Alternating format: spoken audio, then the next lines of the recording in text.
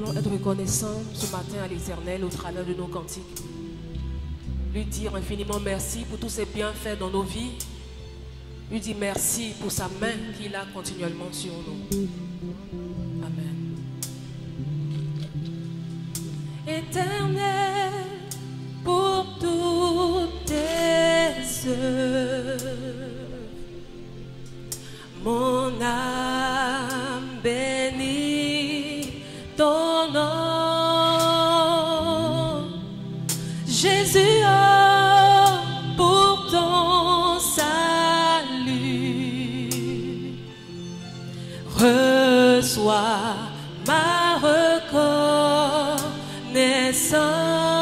reconnaissance, reçois ma reconnaissance. Éternel, pour toutes tes œuvres, mon âme bénit ton nom. Jésus, oh, pour ton salut, reçois ma reconnaissance, reçois ma reconnaissance. Éternel, pour toutes tes œuvres, mon âme bénit ton nom. Mon âme bénit ton nom. Je chante Jésus, oh, Jésus, oh,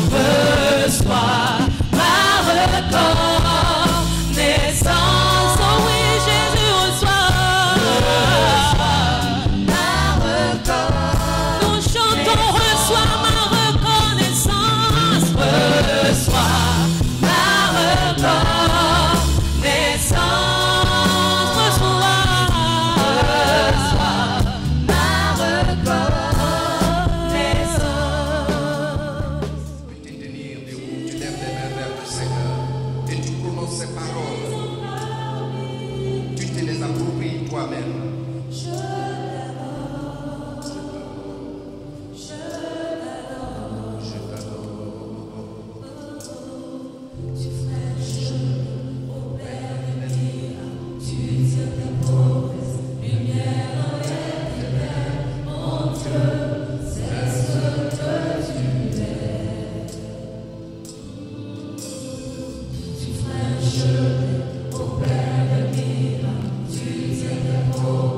Tu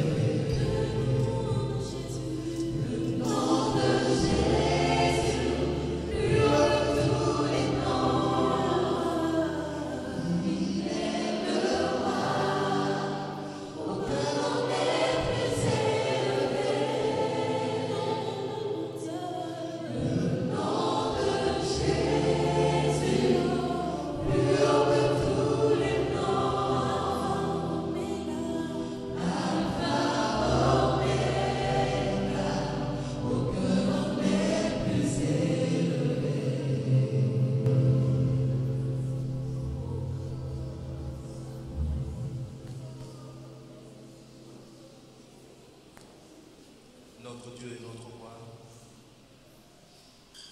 gloire à toi, Créateur des cieux et de la terre, toi qui t'es manifesté à nous en la personne de Jésus-Christ, notre propriétaire. Ô Éternel, chacun à son niveau a des témoignages que tu es le Dieu vrai, que tu es le Dieu véritable, que tu es le Dieu réel. Seigneur, quand nous avons été dans des impasses où nous pensions que c'était terminé, tu as eu compassion de nous. Tu es venu, tu nous as tracé un chemin. Tu nous as conduits, Seigneur, à la ville habitable. Tu nous as conduits, Seigneur, à ton tabernacle. Gloire à toi, Père. Gloire à toi, Jésus-Christ, qui ne cesse de nous consoler.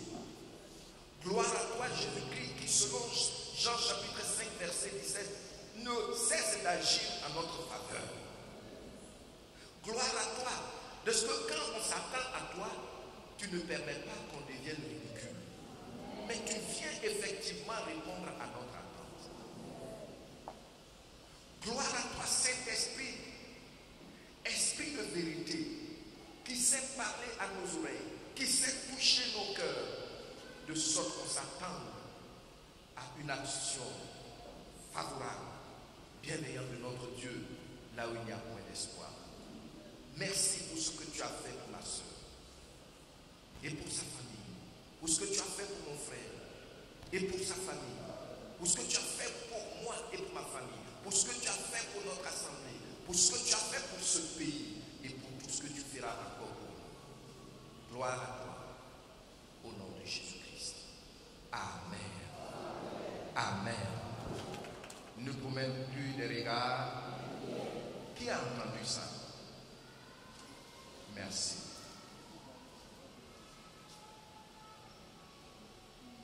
Je vais prier pour certaines personnes. Quand tu regardes, peut-être tu es tellement abattu que tu n'as plus d'espoir. Le Seigneur dit qu'il t'a déjà tracé un chemin dans le désert. Et il va le manifester littéralement dans ta vie. C'est pourquoi nous allons encore baisser les têtes. Et puis, si tu te sens dans l'impasse, tu te trouves dans l'impasse, tu ne sais d'où donner la tête, je vais donner instruction. Le Seigneur va te prendre par la main et il va opérer un miracle dans ta vie. Il t'aime. Tu es dans l'impasse. S'il te plaît, tu peux te tenir debout si ça te concerne. Et puis tu prends la main droite. Tu ne sais plus où donner de la tête. Si ça te concerne, tu te tiens debout. Tu tends seulement la main droite et tu chantes calmement. Tu es plus grand que ce que l'on dit. Le bon berger est là. Tu es plus grand que ce que l'on dit. Tu es plus grand que ce que l'on dit. Gloire à toi, Seigneur Jésus. Tu es plus grand que ce que l'on dit. Tu es plus grand que ce que l'on dit. Seigneur, tu es excellent, tu es merveilleux. Tu es plus grand que ce que l'on dit. Tu es Excellent, merveilleux. Tu es plus grand que ce que l'on que ce dit. que je vois. Tu es plus grand que ce que je vois. Jésus, Tu es plus grand que ce que je vois. ce que je vois. Tu es plus grand que ce que je vois. Tu es plus grand. Tu es plus grand que ce que je vois. Oui, tu es plus grand. Tu es plus grand que ce que je vois. Tu es plus grand que ce que je vois. Tu es plus grand que ce que je vois. Je dis la main droite. Seigneur, tu es Excellent. Tu tends ta main droite devant toi. Tu es plus grand que ce que je vois. excellent, merveilleux, tu es plus grand que ce que On m'avait dit, on m'avait dit qu'il n'y avait plus d'espoir pour moi, que mon avenir était bafoué, que j'étais. mais le Seigneur dit, voici, il a tracé pour toi un chemin. Mais quand tu t'es revenu à moi, tu m'as. Il te prend par la main maintenant. Soupire dans ton cœur, dis dans ton cœur, Seigneur, je te donne ma main. Que je pouvais. Il te conduit. Ce matin, c'est littéral. Excellent, tu es merveilleux, tu es plus grand que ce que l'on dit. Mets ta main dans sa main. Excellent, tu es merveilleux, tu es plus grand que ce que l'on dit. On m'avait dit qu'il n'y avait plus d'espoir pour moi, que mon avenir était bafoué, que j'étais né pour échouer. Mais quand tu t'es revenu à moi, tu m'as montré que tu pouvais faire au-delà et au-dessus de ce que je pouvais Merci, Seigneur. penser ou imaginer. Tu es excellent. Merci, Saint-Esprit. Merci, Saint-Esprit. Merci de prendre la main de ma soeur. Merci de prendre la main de mon frère. Tu es plus grand que ce que je vois. Ce que j'entends, tu es plus grand que ce que j'entends. Yahweh, Il te prend par la main. plus grand que ce que Sois j'entends. sensible. Tu es plus grand. Tu es plus grand que ce que j'entends. Ce que j'entends. Tu es plus grand que ce que j'entends. Ce que je vois. Tu es plus grand que ce que je vois. Oui, tu es plus grand. Tu es plus grand que ce que je vois. Ce que je vois. Tu es plus grand que ce que je vois. Ce que je vois. Tu es plus grand que ce que je vois. Ce que l'on dit. Tu es plus grand que ce que l'on dit. Jésus. Tu es plus grand que ce que l'on dit. Tu es plus grand. Tu es plus grand que ce que l'on dit. Tu es plus grand que ce que l'on dit. Oh, tu es excellent. Tu es merveilleux. Tu es plus grand que ce que l'on dit. Oh, tu es excellent. Merveilleux, tu es plus grand que ce que l'on dit. Seigneur, voici tes enfants. Tu as dit ce matin de ne plus promener des regards inquiets. Gloire à toi, Éternel, notre Dieu. Toi qui m'as donné de comprendre que tu n'es pas un Dieu bavard. Tu parles pour créer. Tu parles pour transformer. Tu parles pour guérir. Tu parles pour restaurer. Tu parles pour bénir. Voici tes enfants. Esprit du Dieu vivant, parce que tu as déjà tracé le chemin, prends leurs mains. Je mets leurs mains dans ta main. Au nom de Jésus-Christ, conduis-les. Seigneur, s'il y en a qui sont dans de petits enclos, tu prends leurs mains, tu les fais sortir de là. Quel que soit, Seigneur, leurs besoins, tu les fais sortir de là. Tu les mets sur la voie que tu as tracée pour eux. Oui, tu le fais, c'est maintenant. Afin que leur joie soit parfaite parce que tu as parlé. Merci. Il prend ta main. Il prend ta main. Il prend ta main. Il prend ta main. Et il te conduit maintenant. Il te sort de tout endroit où il n'y avait pas de voie. Il te sort de l'impasse. Il te donne sa paix. Il te parle et il te donne d'entendre sa voix. Seigneur, merci. Merci. Merci. Béni sois-tu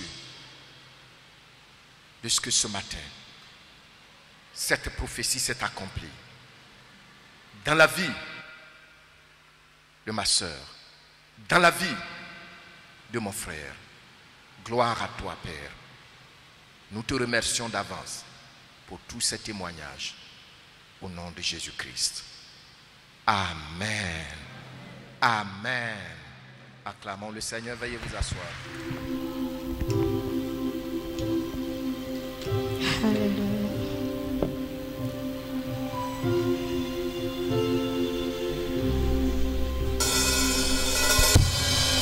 Couronné, rayonnant de majesté,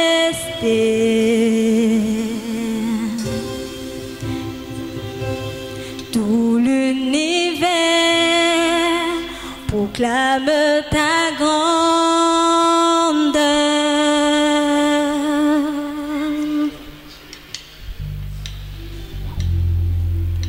Glorifié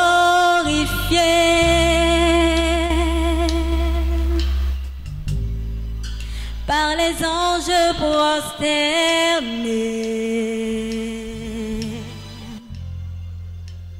tu es assis à la droite du Père.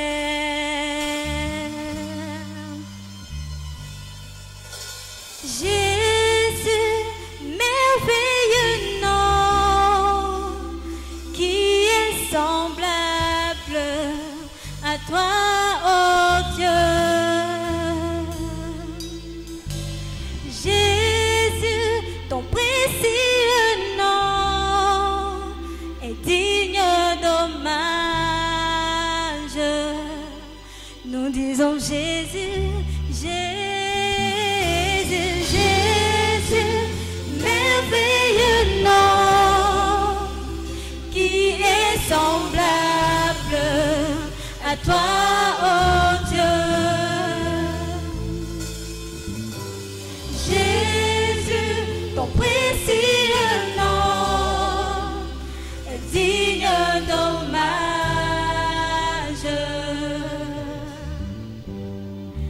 Nous sommes captivés, captivés par l'éclat de ta beauté, par l'éclat de ta beauté. Nos voix s'élèvent, nos voix s'élèvent pour te rendre gloire. Nous disons, nous sommes captivés, captivés par l'éclat de ta beauté, par l'éclat de ta beauté. Nos voix s'élèvent pour te rendre gloire.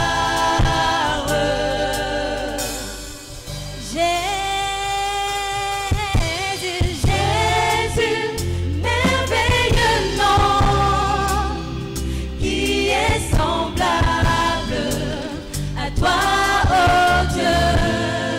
Nous disons Jésus, Jésus, ton précieux nom est digne d'hommage.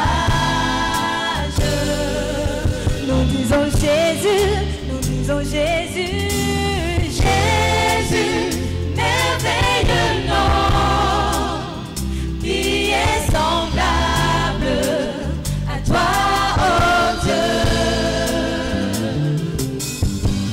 Jésus, ton précieux nom est digne d'hommage.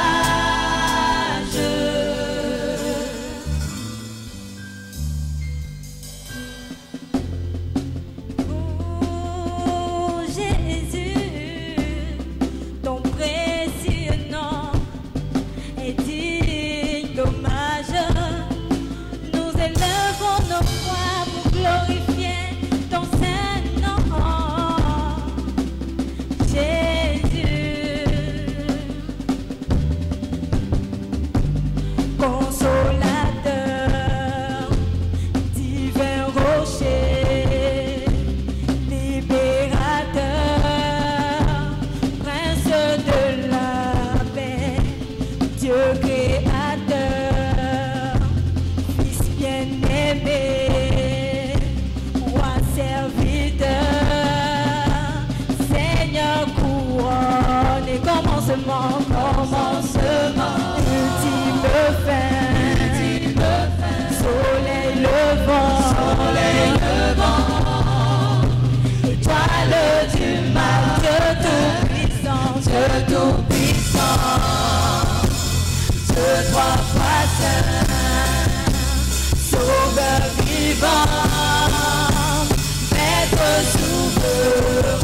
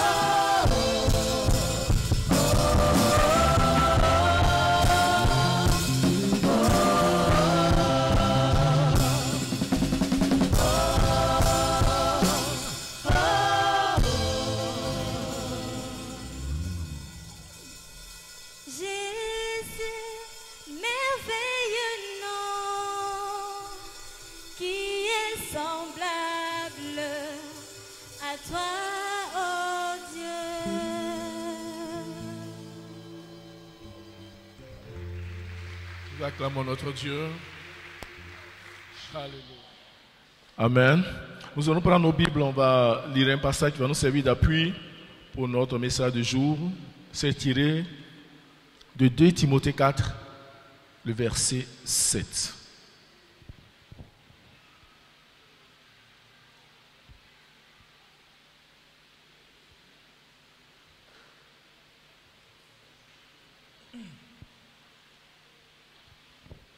« 2 Timothée 4, verset 7.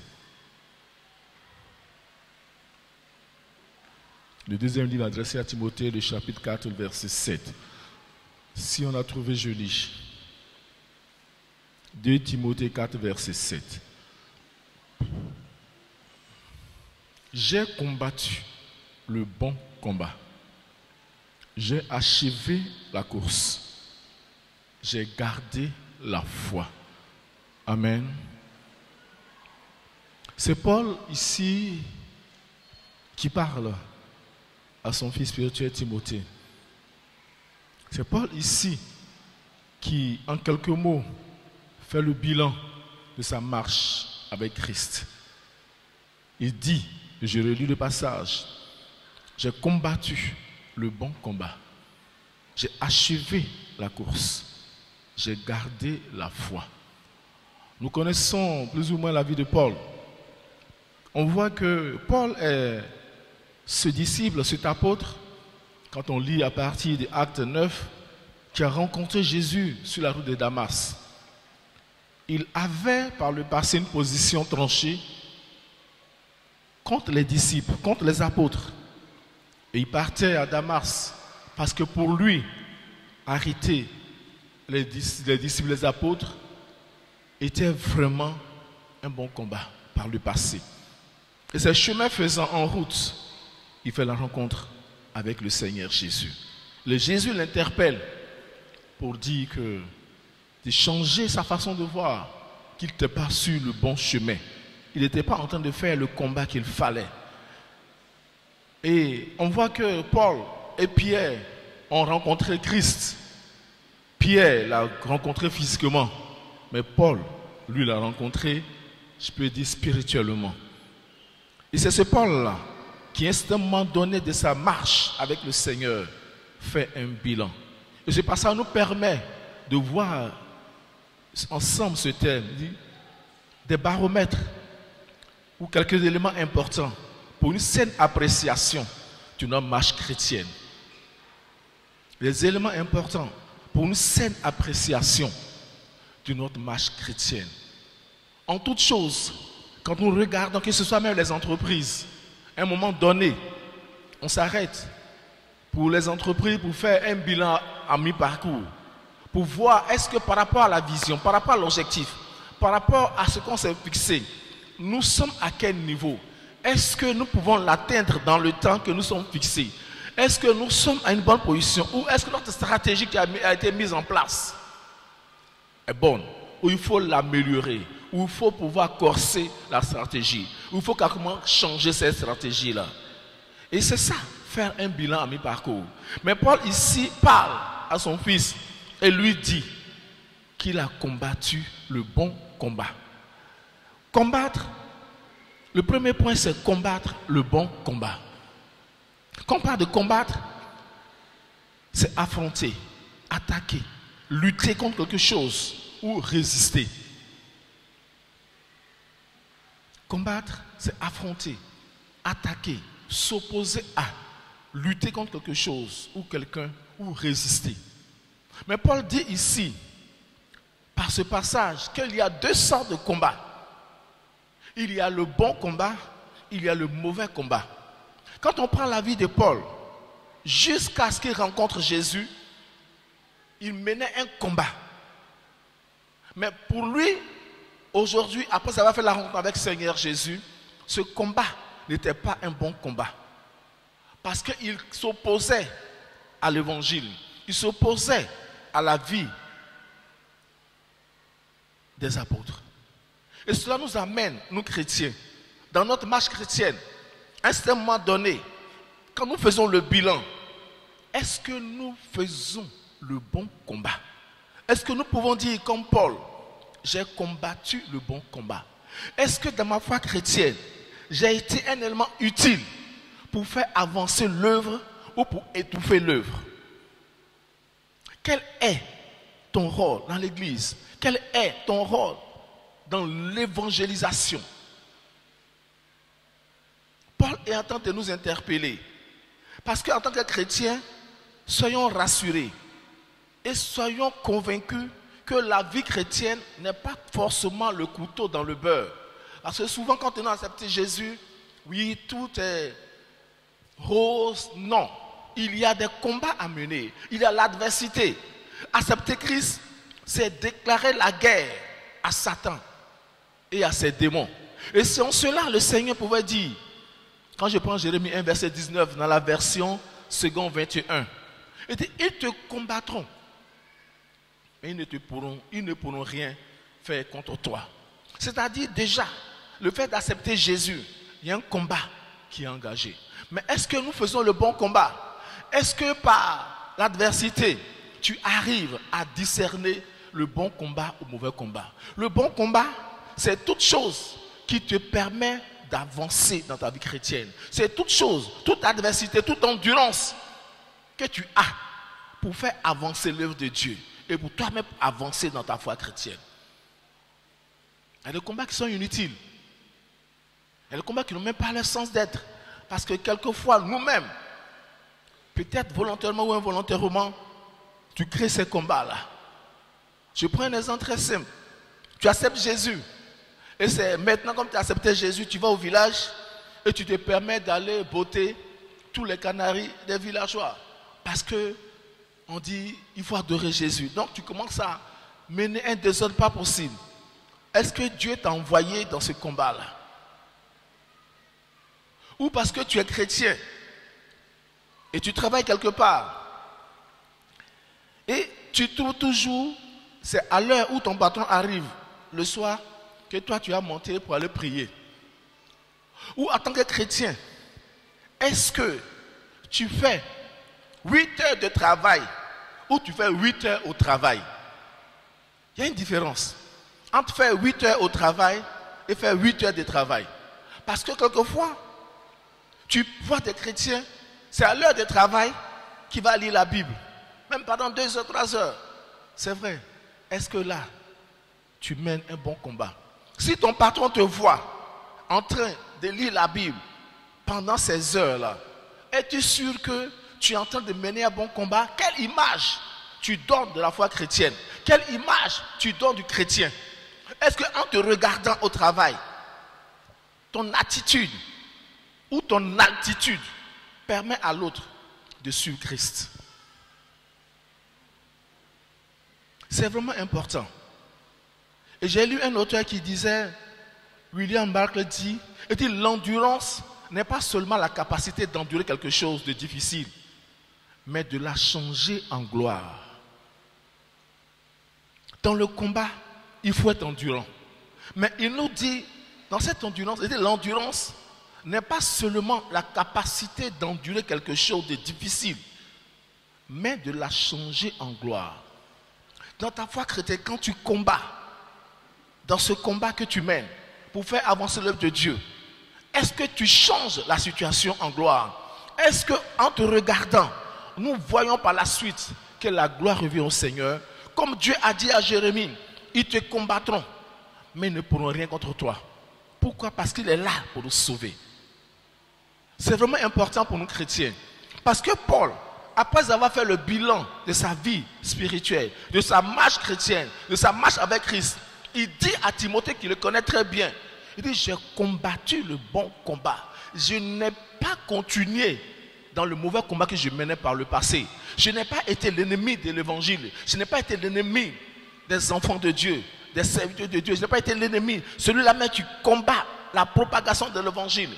Mais j'ai combattu ce combat-là qui amène l'évangile à pouvoir être prêché et atteindre un grand nombre. Quand on regarde Paul, on comprend vraiment parce qu'il a fait beaucoup de voyages missionnaires. Et cela nous interpelle. Quand on parle de voyages missionnaires de Paul, c'est des voyages où il va annoncer l'évangile. Mais nous, on a annoncé l'évangile à combien de personnes? Dans notre entourage, au travail, à la maison, quand nous marchons, est-ce que tu as combattu le bon combat? Est-ce que tu peux t'asseoir et faire l'état des lieux, faire ton bilan pour dire, j'ai 3 ans de vie chrétienne et jusqu'en ce jour, je peux dire que j'ai combattu le bon combat. Est-ce que j'ai été utile à Christ? Parce qu'il faut comprendre, on va voir un peu dans la course, partout où nous sommes en tant que chrétiens, l'ennemi cherche toujours à nous étouffer. L'ennemi cherche toujours à nous nuire. L'ennemi cherche toujours à empêcher l'évangile d'avancer. Quand on regarde aujourd'hui ce qui se passe, tu comprends que le diable crée toutes les conditions pour étouffer l'évangile.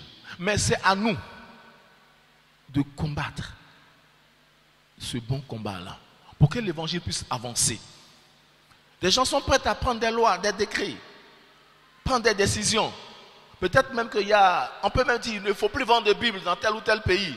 Il y a des pays où tu n'as pas le droit d'avoir la Bible dans ta main, surtout les pays islamiques. Mais il y a des chrétiens là-bas qui utilisent des stratégies, qui mènent ce bon combat-là pour que ces personnes-là soient touchées, pour que ces personnes fassent la paix avec le Seigneur. Et c'est ça le bon combat. Est-ce que dans ta foi chrétienne, tu arrives à pouvoir poser des actes pour que toi-même, tu sois convaincu à la lumière de l'évangile que c'est un bon combat? On a fait une évangélisation la fois dernière, pendant 3 jours. Est-ce que as-tu pris le temps de te disposer à venir partager l'évangile avec les autres? Souvent c'est important.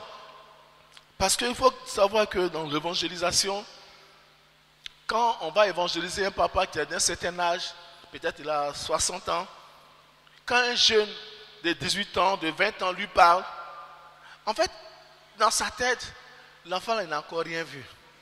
Et parce qu'il n'a encore rien vu qu'il parle de son affaire de Jésus. Mais c'est quand c'est quelqu'un de sa génération, quelqu'un de son rang social, quelqu'un, je peux dire, de son âge, qui vient lui dire que Jésus est bon, il s'assoit et il réfléchit plus. Parce que si quelqu'un de mon âge dit ça, c'est qu'il a une expérience, c'est qu'il sait de quoi il parle. Mais si c'est un jeune, il dit, oh, les jeunes de maintenant là, Ce n'est pas, ça pas de quoi il parle. Ça veut dire qu'en donnant la priorité à Christ, c'est combattre le bon combat. Parce que l'ennemi va toujours t'occuper. Il va toujours trouver un temps. Quand j'en venais, on écoutait un messager qui disait, souvent les chrétiens se trompent de combat. C'est-à-dire que on te confie une responsabilité dans l'église, mais tu es toujours au funérailles. Et que tu vas au funérailles vendredi, tu reviens dimanche soir. Et que tous les week-ends, vraiment dans ta région, si c'est 4 week-ends dans le mois, tu as 4 funérailles dans le mois. Et bien que tu sois responsable à l'église, tu n'as pas le temps. Tu ne mènes pas ce bon combat-là. Et que tu n'es pas acteur de l'évangélisation, mais tu veux des responsabilités quelquefois. Et tu n'es jamais là, tu n'es jamais disponible. Ou quelquefois, Dieu, dans sa grâce, te bénit. Et c'est toi qui es le parrain de tous les funérailles. C'est-à-dire que quand il y a quelque chose, tu es toujours prêt à acheter les cercueils. Tu es toujours prêt à financer dans les funérailles. Tu es toujours prêt à être ce parrain-là. C'est-à-dire que quand il y a tournoi au village, c'est ton effigie qui est sur tous les tricots. Mais quand il y a évangélisation, c'est toi aussi qu'on ne voit pas pour acheter ce qu'il faut. Est-ce que tu mènes le bon combat? Est-ce que tu deviens un acteur de l'avancement de l'œuvre de Dieu? Est-ce que tu veux faire un bilan pour toi-même, pour comprendre que ton combat là, il est bon ou il est mauvais?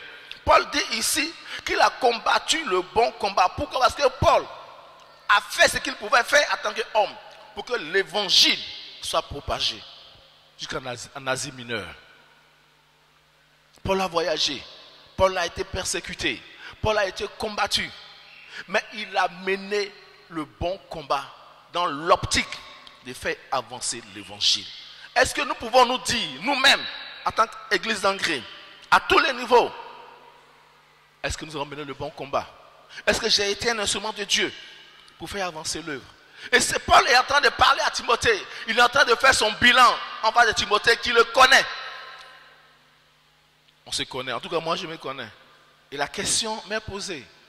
Est-ce que jusqu'en ce jour, je peux dire que j'ai mené le bon combat? Est-ce que j'ai utilisé en bon escient la vie que Dieu m'a donnée, les moyens que Dieu m'a donnés, le temps que Dieu m'a donné pour mener ce bon combat dans l'intérêt de Christ? C'est vraiment important, nous chrétiens. Nous devons faire l'effort à comprendre que tout ce que Dieu nous donne, c'est pour mener ce bon combat-là, dans l'optique de faire avancer l'évangile. Et nous devons faire tout notre possible pour être dans ce carnaval-là. Parce que c'est en cela, Dieu nous bénit. Comme le pasteur disait tout à l'heure, que notre Dieu est cette terre fertile sur laquelle personne ne peut s'aimer et ne pas avoir de récolte. Ce n'est pas possible. C'est vrai que la récolte n'est pas ce que tu veux, mais c'est ce que Dieu veut dans ton intérêt. Alléluia. Tu peux demander quelque chose à Dieu, mais Dieu te demande dans quelle optique, et Dieu t'exauce. Il est le juste rémunérateur. Notre Dieu n'exploite personne. Donc Paul nous interpelle ici à mener le bon combat.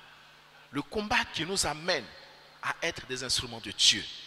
Et lorsque tu mets le bon combat, sois rassuré.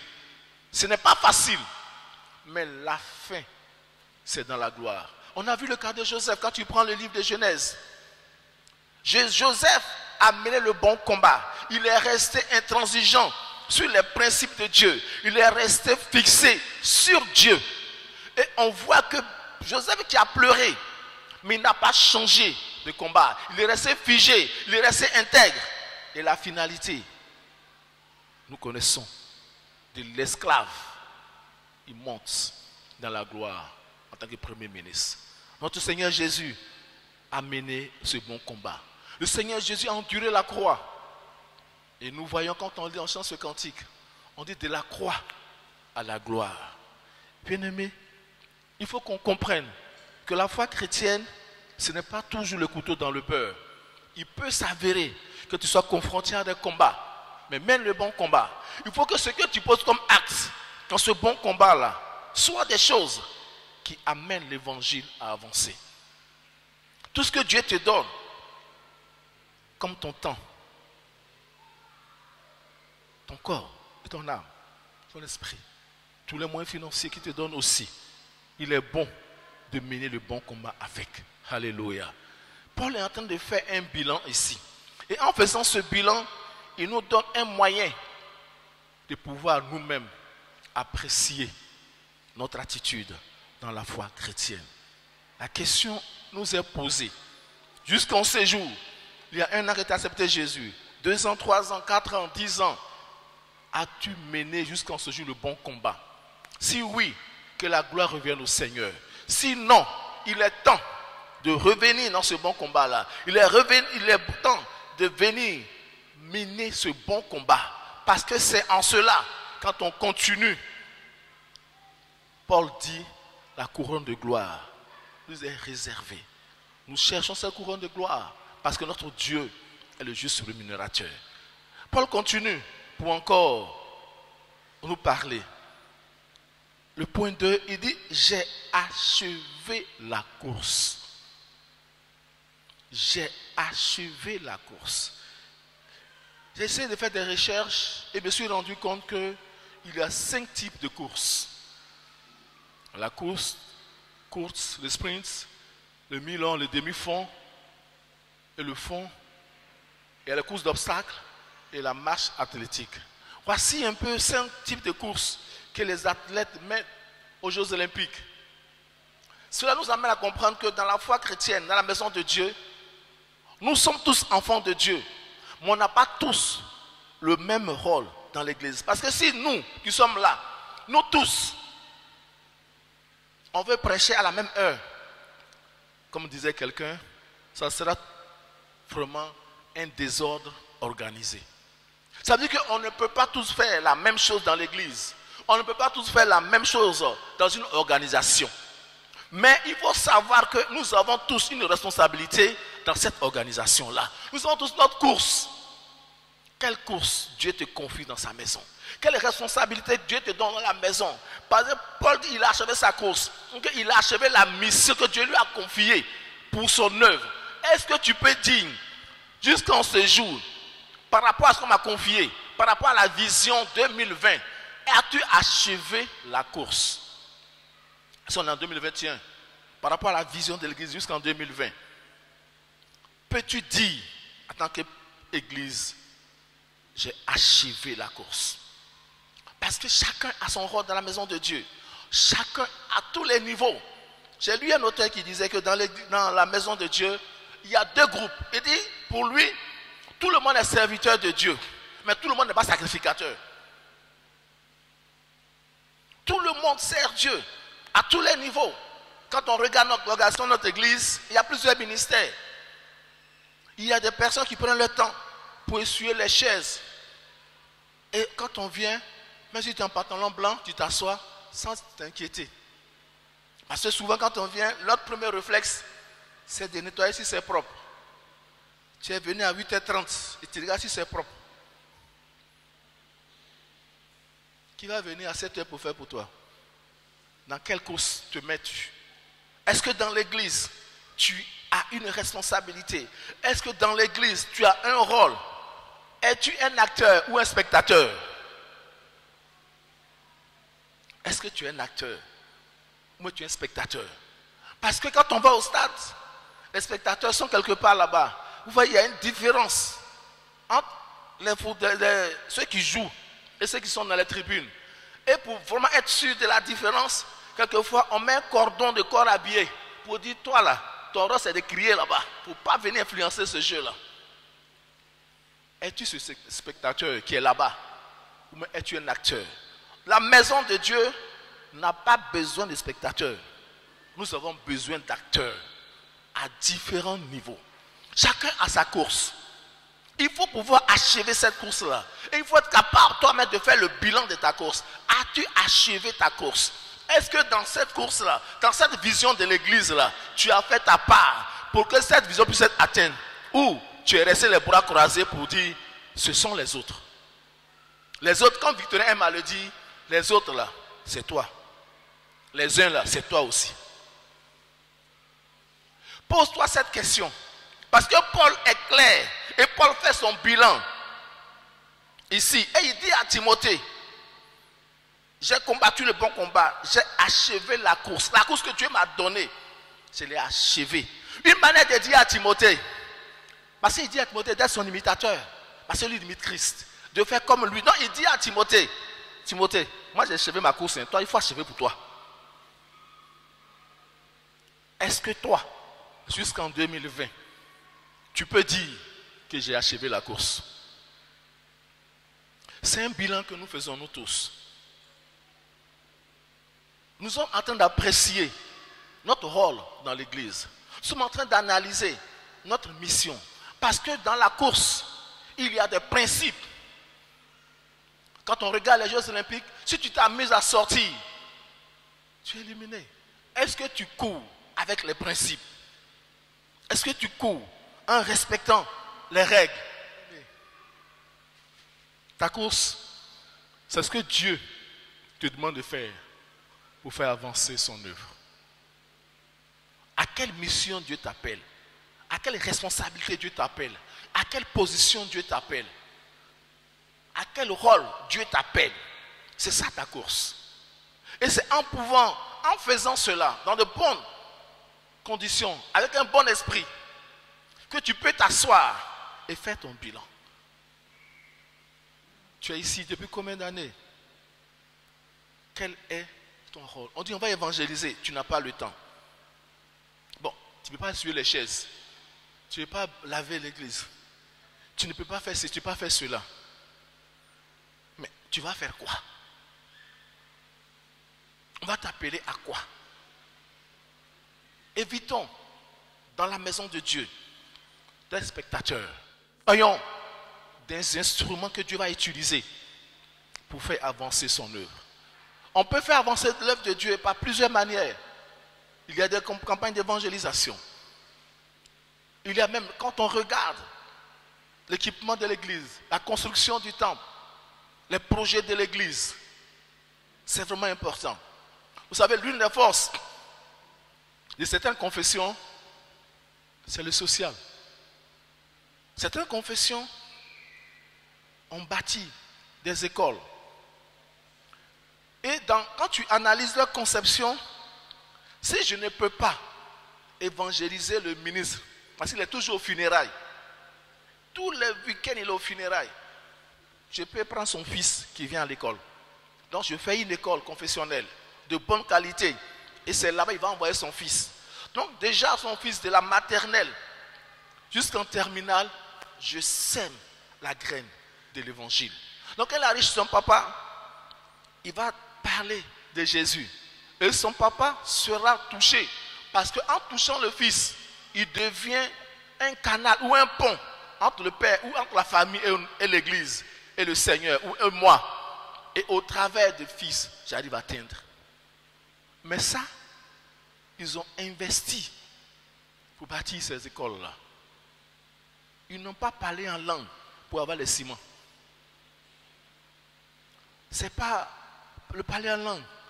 Quand tu vas dans l'usine de ciment, tu parles la langue, mais la caissière t'attend. Où on vend les briques, tu as parlé en langue. Il dit, ah, c'est bien, mais la caisse t'attend.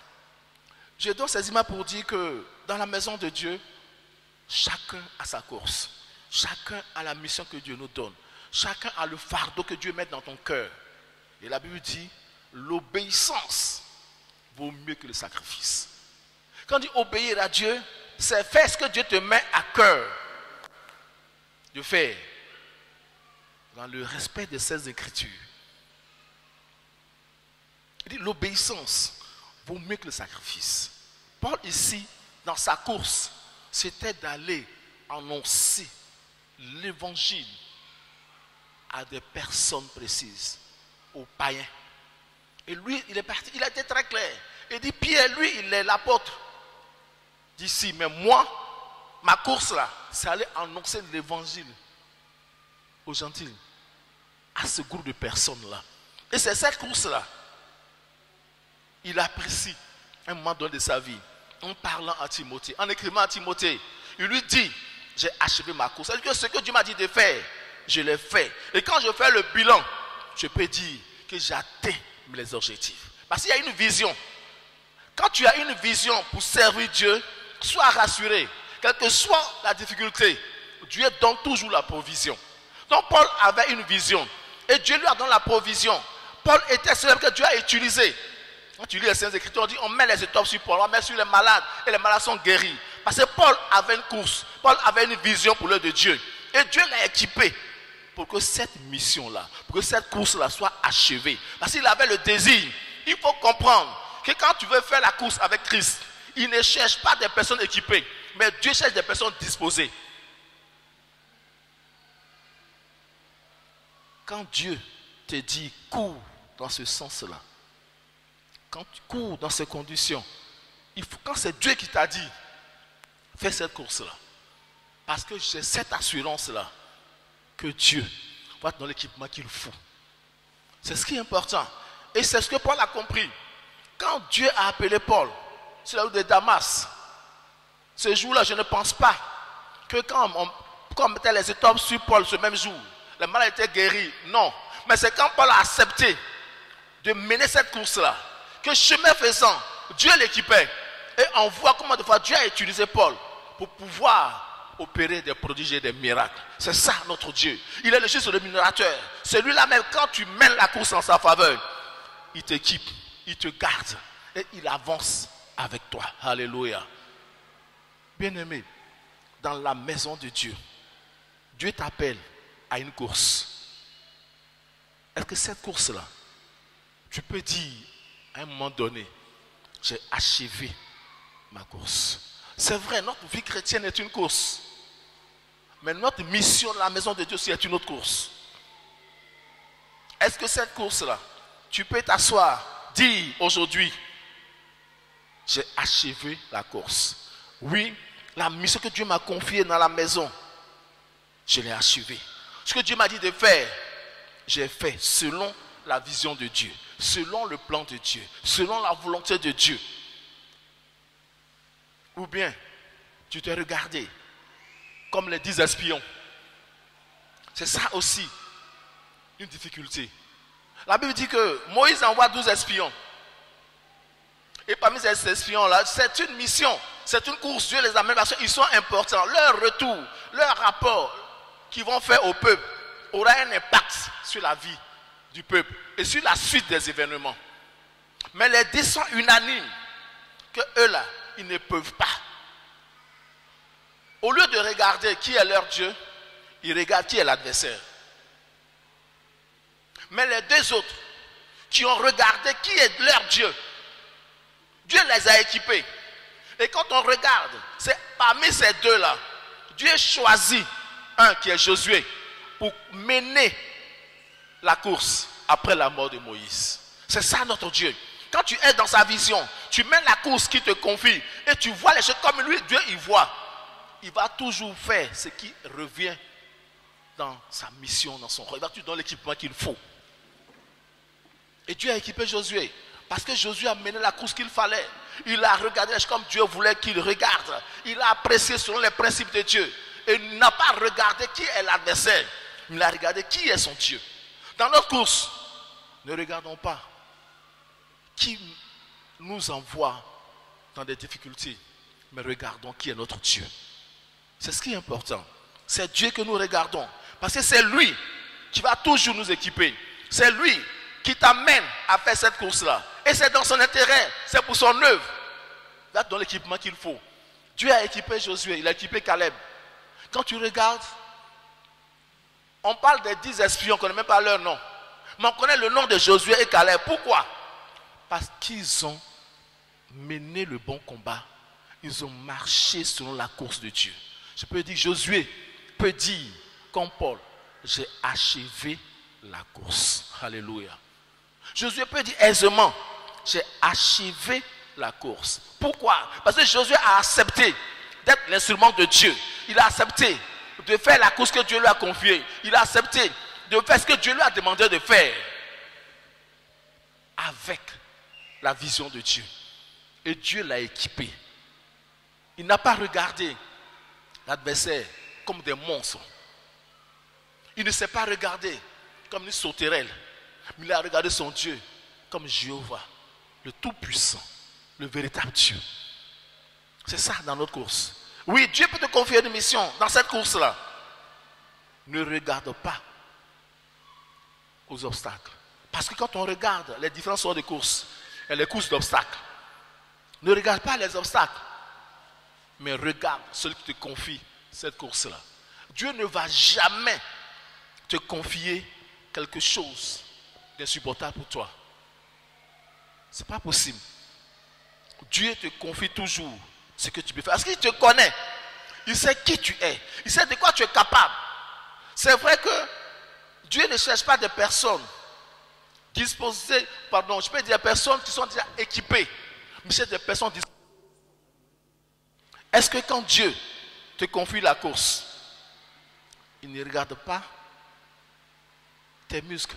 Quand tu regardes Josué et tu regardes ses habitants, c'est vraiment physiquement, c'est le jour et la nuit. Mais Josué sait que son Dieu est capable. Donc pour lui, cette forme, cette masse de chair là, c'est pour servir de nourriture aux animaux quand ils vont faire la guerre, ils vont passer tranquillement. C'est vraiment important. Oui, je vais nous amener à dire dans la maison de Dieu, chacun doit jouer son rôle. Toi-même tu es là, moi qui suis ici. Est-ce que nous jouons à tous les niveaux notre rôle? Parce que si l'évangile doit avancer, si l'église doit connaître une croissance, si l'église doit connaître une croissance qualitative et quantitative, il faudrait que chacun d'entre nous joue son rôle. Mais toi et moi, est-ce que nous avons joué notre rôle à notre niveau? Parce que Paul dit ici à Timothée que lui là, il a fait sa part. Paul parle à Timothée et lui dit, Timothée, moi là j'ai fait ma part. Moi là j'ai fait ma part. Toi Timothée. Le nom dit ici, Paul est en train d'amener Timothée à dire, ta course que tu mènes là, il faut bien courir dedans. Il ne faut pas sortir des rangs. Reste là. La mission que Dieu t'a confiée là, il faut bien l'achever. Ou si tu n'as pas encore compris, ressaisis-toi et cours par rapport à cette mission-là. C'est vraiment important. Oui. Est-ce que Dieu t'a confié quelque chose? Et peut-être tu n'as jamais le temps. Peut-être tu n'es jamais disponible. Il est temps. Paul nous interpelle ici. Paul dit que lui, Paul, quand il s'assoit, il regarde, jusqu'à ce jour il parle, sa vie, il dit aisément, j'ai combattu le bon combat, j'ai achevé la course. Est-ce que tu peux dire, par rapport à 2020, que tu as achevé la course? Sinon, Dieu nous donne encore cette opportunité. Il y a encore ce programme 2021. Il faudrait que nous arrivions à dire à un moment donné, au 31 décembre 2021, j'ai combattu le bon combat. J'ai achevé la course. Alléluia. Et cela nous interpelle. Paul finit par ses propos avec ce groupe de mots. Il dit, j'ai gardé la foi. C'est le troisième point. Il dit, j'ai gardé la foi. Quand tu prends 1 Corinthiens 16, verset 13 dit, il dit, veillez, demeurez ferme dans la foi, soyez des hommes, fortifiez-vous. Il dit, veillez. Vous savez, nous devons garder la foi. Paul a gardé la foi. Paul, quand tu lis plus haut, Paul amène Timothée à comprendre que dans les derniers temps, il va avoir certaines doctrines pas possibles. Des doctrines des démons. Mais nous devons garder la foi. Parce que si tu as mené le bon combat, si tu as achevé ta course, il faut tout faire pour garder la foi. La foi en Christ. La foi dans la parole de Dieu. La foi dans les œuvres de Dieu. Est-ce que tu as gardé la foi? Est-ce que tu dois garder la foi? Vous savez, quand on regarde souvent autour de nous, des personnes se laissent séduire par des acteurs qui disent que ce qu'ils vivent c'est un miracle. Mais quand tu lis certains auteurs, tu te rends compte, Ce monsieur n'était pas malade, c'est un acteur de cinéma qui est venu à l'église. Il a joué au malade. Le pasteur aussi était un acteur. Il a joué son rôle. Et puis, le monsieur s'est dit guéri. Et après, il sort, on paye son cachet. Mais nous, notre Dieu dit dans Hébreux qu'il est le même hier, aujourd'hui et éternellement. Alléluia. Dieu n'a pas changé. Donc, il faut éviter de se laisser distraire par certaines doctrines, par certaines réalités. Parce que souvent, il y a des chrétiens qui vont courir après tous les prophètes. Et quand le pasteur Emma le dit, quelquefois même, ils connaissent tous les prophètes d'Abidjan. Ils connaissent tous les lieux de culte. Mais, quand ils finissent de prier là-bas, ils vont prendre tous les démons, ils reviennent et ça devient difficile. Paul dit ici à Timothée que lui, Paul, là, il a gardé la foi. Et qu'il est resté ferme dans la saine doctrine. Alléluia. Lui, Paul, il est resté ferme dans la saine doctrine. Il est resté ferme dans la communion fraternelle. Il est resté ferme dans la vision de Dieu, dans la foi en Christ. Il ne faut pas mélanger ta foi avec des pratiques occultes. Il ne faut pas mélanger ta foi avec des pratiques occultes. Nous sommes chrétiens et nous avons fait tout pour demeurer dans cette foi-là. Et sur ça, Paul dit ici, il dit veillez. Il dit veillez. Parce que si tu ne veilles pas, tu vas tomber dans la séduction. Et sans peut-être t'en rendre compte, tu vas aller pouvoir pratiquer des doctrines des démons. On va commencer à te dire, il faut faire ceci, il faut faire cela. Oui, on va commencer à te dire qu'il y a une piscine ici. C'est la piscine de Bethesda. C'est là il faut pouvoir nager. Et puis tu vas recevoir la guérison. Ou on va te dire, si tu es malade, il faut pouvoir payer tel montant pour que l'homme de Dieu puisse te recevoir. Et c'est sa prière là qui t'amène à ceci, à cela. Paul dit, il dit veillez. Bien-aimé, est-ce que tu veilles? Est-ce que tu te laisses distraire par ce que tu vois, la séduction? Des gens se disent guéris, mais en réalité ils n'étaient pas malades, ils sont des acteurs. Ou des gens ont utilisé des puissances des démons. J'ai écouté un monsieur, il disait que lui, il donne des puissances à certaines personnes qui se nomment serviteurs de Dieu. Il s'appelle ça castor. Il met ça dans leurs mains. Et quand il vient soulever ta main, tu trembles et tu tombes. Mais bien aimé, si tomber est la clé de la guérison, Bartimée ne serait pas guéri. Hein? Si c'est tomber là qui dit qu'on est guéri, Bartimée ce n'est pas guéri.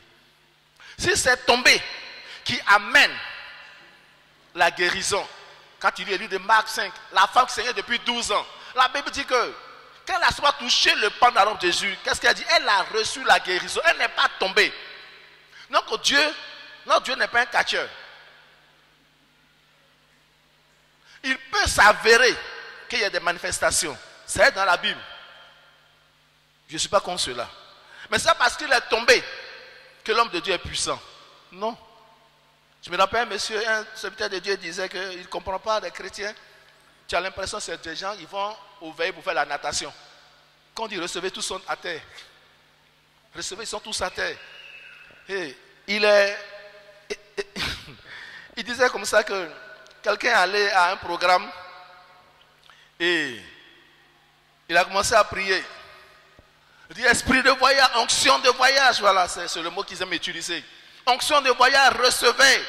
En tout cas, les gens sont tombés, beaucoup sont tombés, les chaises commençaient à vraiment être remuées.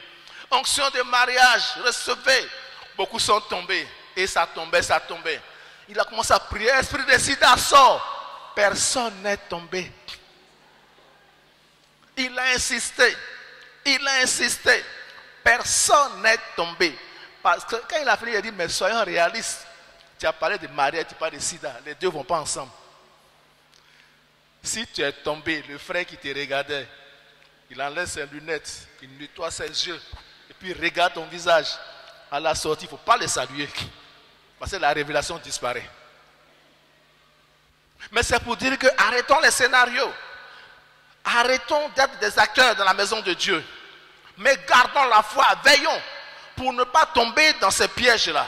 Pour ne pas être piégés par le méchant. C'est le diable cherche toujours à nous dérouter de la sainte doctrine. Le diable cherche toujours à nous dérouter de la doctrine vraie. C'est à nous de veiller. Il dit demeurer ferme dans la foi. Quelle que soit l'adversité, quel que soit le combat, quelle que soit la course, Paul dit demeurer ferme dans la foi. Alléluia. Tu peux traverser le désert, mais tu peux vivre des moments difficiles, mais Paul dit, quelle que soit la situation, quel que soit ce que tu vis, demeure ferme dans la foi. Alléluia. Il dit demeure ferme, quel que soit ce que tu vis, garde la foi. Quel que soit ce que tu traverses, garde la foi. Et c'est pour ça que Dieu a dit à Jérémie, ils te feront la guerre, mais ils ne pourront pas te vaincre. La clé de la victoire, c'est de veiller et de demeurer ferme dans la foi. Bien-aimés, est-ce que nous pouvons nous asseoir comme Paul et faire le bilan de notre vie chrétienne? Ce que j'appelle le bilan peut-être à mi-parcours ou le bilan jusqu'en ce jour. Est-ce que tu peux t'asseoir, te regarder toi-même dans le miroir et dire, comme Paul est en train de parler à Timothée ici, j'ai combattu le bon combat. J'ai achevé la course. C'est-à-dire que la mission que Dieu m'a confiée pour cette période-là, je l'ai achevée. J'ai gardé la foi. Ou quand on finit ici, vas-tu chez des féticheurs qui se disent prophètes? Ou est-ce que tu veilles? Est-ce que tu demeures ferme dans la foi? Oui, chrétiens que nous sommes, gardons la foi. Évitons de tomber dans la compromission. Évitons de tomber dans la compromission. Parce que si tu tombes dans cette compromission-là, tôt ou tard, ça va te fatiguer. On va te poser la question. Ah, non, toi aussi tu es chrétien. Toi aussi tu es chrétien. Évitons de tomber dans ce piège du diable. Sois vraiment important. Oui, nous voyons que Paul, dans sa foi chrétienne et dans son ministère, a manifesté la puissance de Dieu. Pourquoi? Parce que lui, Paul, il a combattu le bon combat. Il a achevé la course, il a gardé la foi. C'est vraiment important. Oui, nous voulons que Dieu agisse avec nous, en nous et pour nous. Paul nous interpelle. Paul nous amène à voir ces trois points-là. Pour que nous puissions dire, j'ai combattu le bon combat, j'ai achevé la course, j'ai gardé la foi. Dans la maison de Dieu, as-tu mené le bon combat? As-tu achevé la course? As-tu gardé la foi? Ces questions nous sont posées et c'est à nous de répondre à chaque niveau. Que Dieu nous bénisse.